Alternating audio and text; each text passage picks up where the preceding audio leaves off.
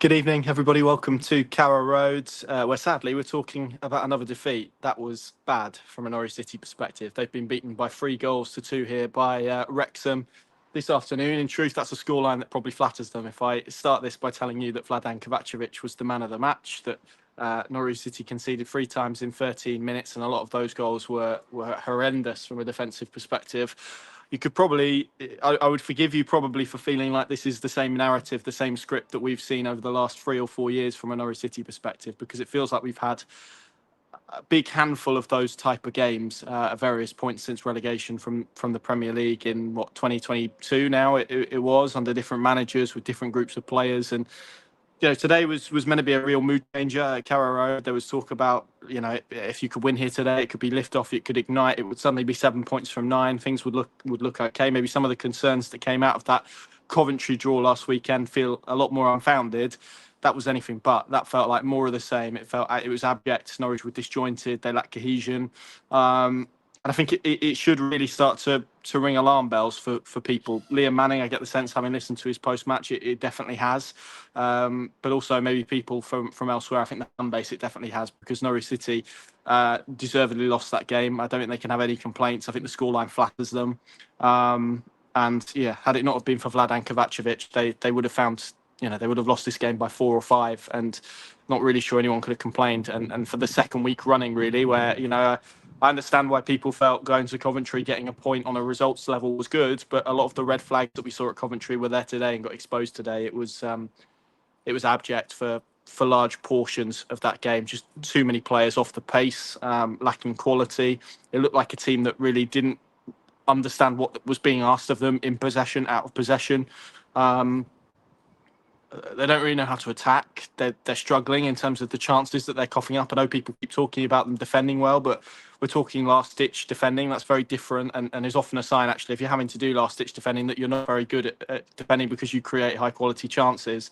And yeah, in out of possession, I think it just doesn't look good. Any aspect, I'm really struggling to find an aspect of what they're doing at the moment that is positive, that I can cling on to and tell you that it's something to build from and a base to build from. There's very few redeeming features about this team at the moment. In possession, I'm really struggling to see any patterns of play, any kind of rhythm or idea to what they're trying to do, how they're going to attack, how they're going to get the ball up the pitch. If they play short, they lose it within 3-4 passes, and it feels like it's a hot potato. If they go long, it feels aimless, and it often isn't very productive. Out of possession, you look at the goals they've conceded today, the first one, the second one.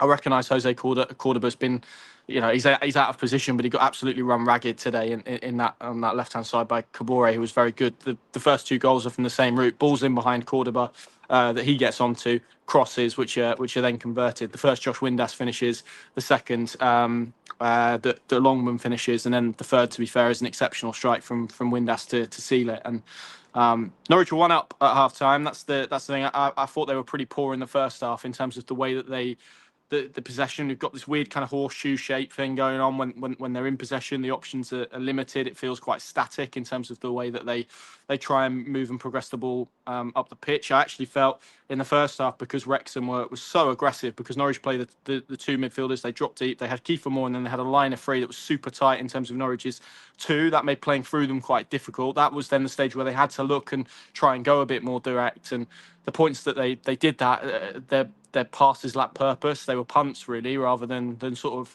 tactical balls where, you just try and progress up the pitch that way. And as I said, when they tried to play through Wrexham, their quality was so poor. And it was a team today that was carrying too many players, and players who probably over the start of this season have been given more than ample enough opportunities now and have not delivered continuously. For Liam Manning and for what Norwich City are trying to do, I thought Antti Sinats, again, was a very lucky boy to start this game at all, and was probably lucky he stayed on for as long as he did. I think Miko Topic was poor. I thought Jakov Medic was poor, and the issue is a lot of these guys are new additions, and their players. Liam Manning just sat in a press conference there and said he feels let down by this squad. That squad isn't one. That team performance that we saw today isn't one that reflects him. 6 games into a season, and a head coach is saying that it's a dire position to be in. And again, how regularly and the regularity at which Kiefer Moore, who, Kiefer Moore is a very good player at certain aspects of the game. Running in behind is not one of them. 3, 4, 5 times he got in behind Norwich's backline today, and had it not have been for probably not much pace, they would have been punished to a greater extent. So yeah, I think Norwich have got problems. Essentially, I think they've got problems all over the pitch, barring Kovacevic, barring Sargent, barring probably Harry Darling. I'm really struggling to look at a lot of those players at the moment and make cases as to why they should remain in the team. And for as much as again Liam Manning has pushed this onto the players, I think a portion of it, he and his coaching team, of course, have to take responsibility for their shortcomings as well. In terms of, Jose Cordoba had a difficult game all afternoon. You could see that. You've got Kellen Fisher sat on the bench. Why was that change not made sooner? Why was there not a change to put an extra man in midfield and try to regain some control? I mean, you've got the Championship's best striker, one of the best players in the league up front in terms of Josh Sargent. And he's created, from memory, there might have been another, but one chance I can really remember where he's basically had to create it himself, and he's darted into the box and had a shot blocked that the goalkeeper's claimed, and that was it in terms of what he created. The two kind of positives that I am stood here thinking is, well, Pelle Mattsson played well, and Mate Jurasek showed some flashes, but again, I'm talking flashes really in terms of the overall performance, and it was just bad all over the pitch, every aspect. And I'm not surprised. I'm not shocked in terms of the way it's gone today, because, again, you look at Coventry last week, people spoke about the results. They spoke about the grit of it.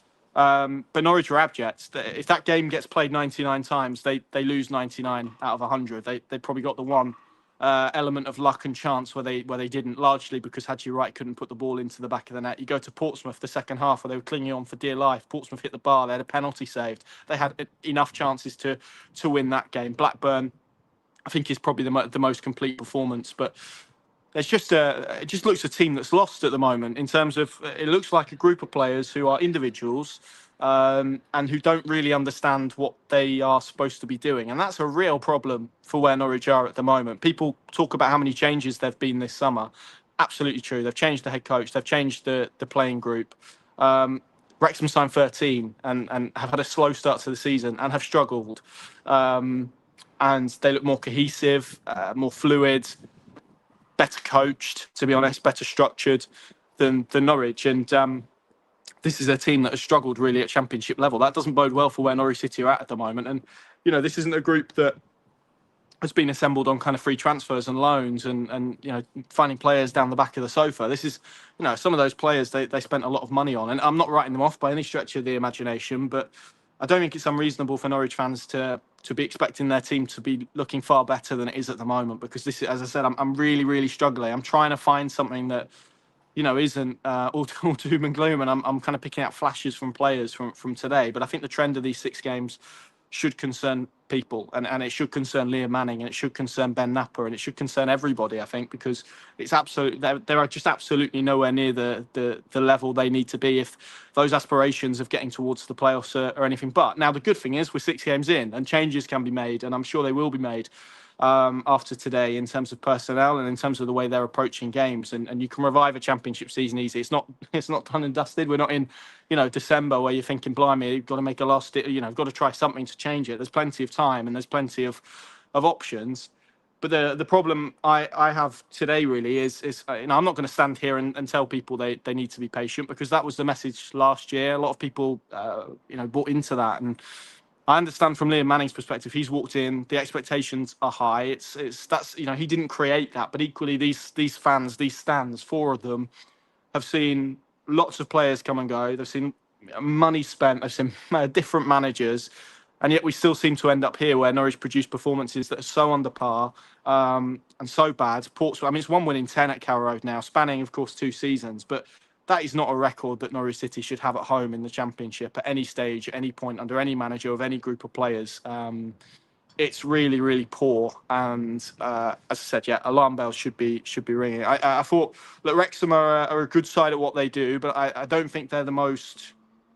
I'm trying to word this because I don't want to be disrespectful by any stretch of the imagination, because you look at the rise, the story, park all of the cameras and the documentary. It's incredible to do what Phil Parkinson has done, but what did they do today? Essentially, it was long balls to Kiefer Moore, who tried, and then they tried to play off seconds, which they did well because Kiefer Moore is very very good at that aspect of the game, and they really exploited Norwich City's left hand side. And Norwich have got three left backs out, obviously missed Kenny McLean as well, but we're talking about quite basic stuff that's beaten Norwich City here today. I'm trying to be fair and respectful to Wrexham, who absolutely deserved the win, should have won by more today. But we're not talking kind of, Norwich have been tactically outdone here. They're basics really that they failed on. And given how much Liam Manning has come in and spoken about that, I'm sure he's absolutely, and I know he is absolutely seething about what he's seen. And it's just that regressive trend now over 4 years where people can talk about patience and it being earlier in the season, but it just feels that something smells off about this, and you can see it on the pitch and what they're doing. Something needs to turn quickly because you look at the run of games they've got. Stoke, I know they got beat today, but have made a very good start to the season. Mark Robins, a very adept coach at this level. That's going to be difficult. West Brom, likewise, 2 defeats, but generally under Ryan Mason have shown some sign of life. And then it's Ipswich in the East Anglian derby. And if Norwich City go into that October international break and are flailing and are still in this position, it's difficult to make up ground in this league unless you put a run together. And it feels like sort of all the confidence, all the energy, all the optimism has been sapped out of particularly this crowd at the moment. Who can blame them given the performances that they've seen? And, really, I think when you look at all of the home games, Millwall, Middlesbrough, Southampton in the Cup and today, Norwich have probably deserved to lose them all. And I think probably have got some luck on the road that means they've got 7 points on the board from 6 games, because there was a real gulf last week. Park the result in terms of performance, and Cov are a team who will be up there, but that's the sort of caliber of team that Norwich City want to be competing with, and they got absolutely didn't lay a glove on them really. Thankfully, Vladan Kovacevic had his. Millwall, Middlesbrough, again, 2 teams who are going to be in around that top 6, both probably deserve to beat Norwich City. And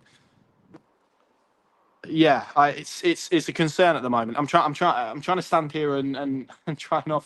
Look, it's always difficult to do these after a game, and maybe when things settle, there will be maybe positives that emerge in my head. But I'm struggling at the moment. Norwich scored a good goal. I thought they were poor up to that point, but did get better as the first half, progressed. But then just the basicness of the 3 goals that Wrexham scored, the ease at which they did, the self-destruct button again that Norwich seem to have had a toxic relationship with over the last 4 years, all of that just came to the fore again. And you think, when was the last time we were here? Probably Easter, wasn't it, with Portsmouth and that defeat? And felt that bad today in terms of performance. And Norwich probably nicked a goal towards the end. Jovan Makama, delighted for him, and maybe that's a positive. I thought the 3 subs that came on, Oscar Schwartau, Liam Gibbs, Jovan Makama, all had a positive impact. I think the caveat I would add to that is it's easy to play when you're 3-1 down. There was no pressure on those guys coming on it. I don't think they could have made it much worse.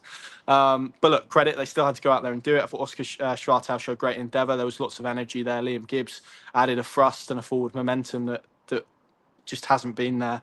And it's a team that severely lacks Kenny McLean's calming influence in the middle of the pitch. But even he, I think, at points this season hasn't maybe been to the level he is. So look, it's hard. I'm a little bit lost for words, to be honest, because I think I expected. It's easy to say 14 minutes in, but I think they're easy to attack against and easy to defend against at the moment, and that's not a great place to be in football, is it? When you're conceding goals at one end and you look pretty toothless at the other. Norwich have scored 2 goals today and have not created really anything. Jurasek had one in the first half where he ran through and tried to put the ball under the Wrexham goalkeeper and failed to do that. Stacey's goal, Makama's tap-in. We're talking 3 chances really. I'm struggling to think really of anything else that they created. Marcondes had one at the end but was offside. Compare that to what Wrexham created today. Windass hit the post even before they scored the opening goal. Kiefer Moore had a couple of 1v1s. Kovacevic has made a fantastic save in front of the river end to deny Louis O'Brien. We're talking 4 or 5 chances now. We're not talking, Wrexham being marginally better. Wrexham were way ahead of where Norwich City are. And if this team harbours top 6 ambitions, their performances and all facets of the game need to improve and improve pretty quickly, because if not, then there's going to be some. It feels like there's heat today. There's a lot of emotion today. It got quite toxic in this place again, and rightly so, because those fans feel let down. I think they constantly sold a little bit of a dream. You think about the prices that they pay for tickets. I make this point again. I think it was £37 today to come and watch this if you didn't have a season ticket. You know, they're paying top end championship prices and getting, if we're really honest, low end championship performances, and you know, that regressive trend has been the case over the last 4 years. And yeah, it's a worrying place to be, I think, at the moment. And you know, they're beginning to pick up injuries, and some of that depth doesn't look particularly great. And yeah, I'm concerned about Norwich. I'll be honest. I'm concerned about where they are. I'm concerned about what I'm seeing on the pitch.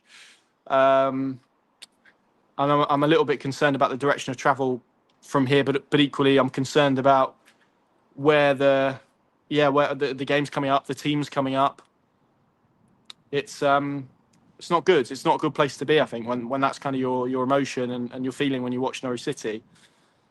You know, we're talking about a coaching team that's had a full pre-season. I'm not really sure still what a Liam Manning team is going to look like. And, you know, he insists it's not that, but we've not really seen that. And I think the problem Norwich have got themselves into, and this has been kind of coaching appointments. They've had idealists, and, you know, we talk about, or ideology, people with an ideology, Yannis Oftorap, Farker going back then. And if it goes wrong with them, they get accused kind of not changing it and being quite stubborn and being set in their ways. The problem is you bring in a pragmatist, and you know, Dean Smith, David Wagner. I'll probably put Liam Manning in that category as well. Not to criticise him. I think there's pros and cons to all of those things. David Wagner did an excellent job, and his job looking better week on week. Even though, again, I think there were a lot of aspects of that team that was poor. But the pragmatists almost don't have this kind of set style of play, and there's just a lot of stuff that I'm looking at the moment with a great deal of concern, be it in possession, out of possession, in transition, attacking wise.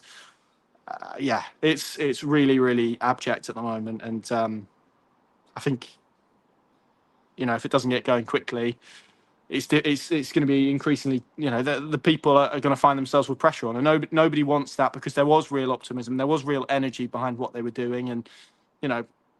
And all of those things, and that's not to write off after 6 games. It's things can change quickly, particularly in this league. We saw it. Norwich were 17th in November under David Wagner. They then pushed up and finished in the playoffs.